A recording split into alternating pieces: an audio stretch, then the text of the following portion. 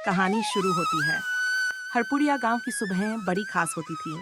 यहाँ सूरज भी आलस से उठा था और लोग तो उससे भी ज्यादा। कोई 9 बजे तक मुंह नहीं धोता, चूल्हा Z बजे जलता और नानी इनर बजे कर बोलती, अभी तो आंख खुली है, उठी कहाँ हूँ। लेकिन इस गांव की शांति को तोड़ने आई पुष्पा बहू। एकदम नई नवेली, लाल रंग की साड़ी, माथे पर बिंदी, पैरों में झांझर और सबसे खतरनाक चीज, सुबह तय प्री 9 बजे की अलार्म घड़ी। घड़ी बजी और पुष्पा उठ खड़ी हुई। उसने नल से पानी भरा, झाड़ू उठाया, मंदिर की घंटी बजाई और साथ ही तक पूरे घर की सफाई ऐसे कर दी जैसे CID आ रही हो।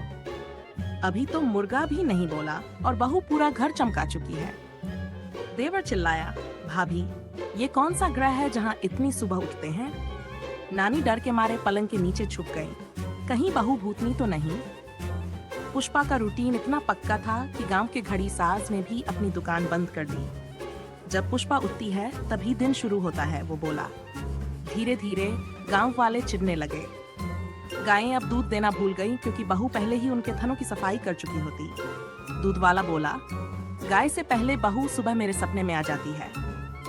अब गांव में पुष्पा वॉच ग्रुप बनने लगा। हर कोई जानना चाहता वो किस समय नहाती है, कब झाड़ू लगाती है, कितनी बार मंदिर की घंटी बजाती है। एक दिन बहू ने सब्जी मंडी से सब्जियां इतनी जल्दी खरीद ली कि सब्जी वाले ने रोते हुए कहा, अब तो मैं खुद उगाऊंगा नहीं, बहू पहले ही सब खरीद लेती है। गांव में हालात इतने बुरे हो गए कि एक लड़का कहने लगा, मुझे अब सपने भी नहीं आते क्योंकि सोने का टाइम ही नहीं बचता।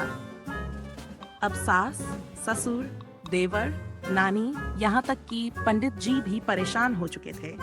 उन्होंने मिलकर एक मीटिंग रखी, नींद बचाओ अभियान। नानी बोली, ये बहू नहीं, सुबह की सुनामी है। सास ने सुझाव दिया, इसको कोई समझाओ कि गांव में सुबह उठना गुनाह से कम नहीं। पर बहू कहाँ मानने वाली थी। वो तो सुबह उठते ही पूरे घर में गुड मॉर्निंग, सूरज देवता पधार चुके हैं चिल्लाती। कभी कभी वह एक एक कमरे में जाकर उठाती, देवर जी, ब्रह्म मुहूर्त निकल रहा है, उठ जाइए, नींबू पानी रेडी है। अब ये सब नहीं सह पा रहे थे। इसी बीच गांव में कुछ अजीब घटनाएं शुरू हो गई। नानी को नींद आनी बंद हो गई। उन्होंने दूध पिया, तेल मालिश करवाई, घोड़े की कहानी सुनी, कुछ फायदा नहीं। फिर ससुर जी को नींद नहीं आई।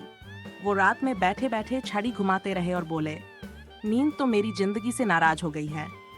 अब एक एक कर पूरा गांव नींद खोने लगा। बच्चे स्कूल में सोते सोते जागते थे और बूढ़े जागते जागते सो नहीं पा रहे थे। लोग पंडित के पास गए। पंडित जी, ये क्या हो रहा है। पंडित बोले, इस गांव की नींद को किसी ने श्राप दिया है या फिर किसी ने नींद की देवी को नाराज कर दिया है। और तभी सभी की नजरें गई पुष्पा। गांव में चर्चा फैल गई, बहू की वजह से नींद चली गई है। नींद की देवी ने श्राप दे दिया है। सुबह उठने से ग्रह दोष लग गया है। बहू खुद परेशान हो गई। वो बोली, मैं तो बस सबका भला चाहती थी। मैं सुबह जल्दी उठती हूँ तो सबके लिए पराठे, चाय, सफाई कर देती हूँ। लेकिन लोगों ने पंचायत बुला ली। तुम्हारे उठने से पहले सूरज नहीं निकलता और हमारे सपने भी डर जाते हैं। पुष्पा ने रोते हुए कहा, अगर मेरी वजह से सबको नींद नहीं आ रही तो बताइए मैं क्या करूं। तभी गांव की सबसे बूढ़ी महिला दादी रुक्मिणी आई। उनके पास नीम की लकड़ी की छड़ी थी और बाल इतने सफेद कि कबूतर उनसे जले। उन्होंने कहा, बहू, तूने नींद की देवी को जगा दिया है, अब वही गांव से नींद उठा लेगी है। सब चौंक गए। दादी ने बताया, हर गांव में निंदिया देवी रहती हैं जो चुपचाप सबको सुलाती हैं।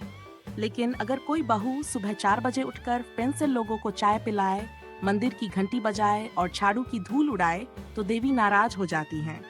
अब बहू को समझ आया कि ये तो गंभीर मामला है। उस रात बहू अकेली गई पुराने पीपल के पेड़ के नीचे। वहां उसने तेल का दिया जलाया और नींद की देवी से प्रार्थना की, हे निंदिया देवी, मुझे माफ कर दीजिए। मैं अब उठूंगी लेकिन दूसरों की नींद खराब नहीं करूंगी। दूर से एक मंद मंद ठंडी हवा चली और एक चमचमाती नींद जैसी देवी प्रकट हुई। गद्दे की साड़ी, तकिए की चप्पलें और रजाई का मुकुट। वो बोली, अगर तू सच में सुधर गई है तो मैं तुझे एक वरदान देती हूँ, नींद का जादुई स्प्रे। जिसके मुंह पर तू ये छिड़केगी वो चैन की नींद सो जाएगा, बिना अलार्म, बिना खर्राटे। अब अगली सुबह वो पहले सबको स्प्रे करती, नानी की नाक पर छिड़कती, वो हम कहकर खर्राटे मारती, देवर पर छिड़कती, वो बिस्तर से गायब हो जाता, नींद में। सास के मुंह पर आते ही वो घड़ी चाटने लगती, सपना देख रही होती और बहू चुपचाप काम करती रहती, बिना ताली, बिना झाड़ू की आवाज, बिना गुड मॉर्निंग के। गांव फिर से शांत हो गया। लोगों को नींद आने लगी, सपने आने लगे। अब तो बहू गांव की हीरो बन गई। हर साल मनाया जाता है नींद और बहू दिवस, जहां निंदिया देवी खुद आती हैं और बहू को साइलेंट सर्विस अवार्ड देती हैं। एक दिन देवर ने सोचा, ये स्प्रे मजेदार है, थोड़ा खुद पर छिड़क के देखता हूं।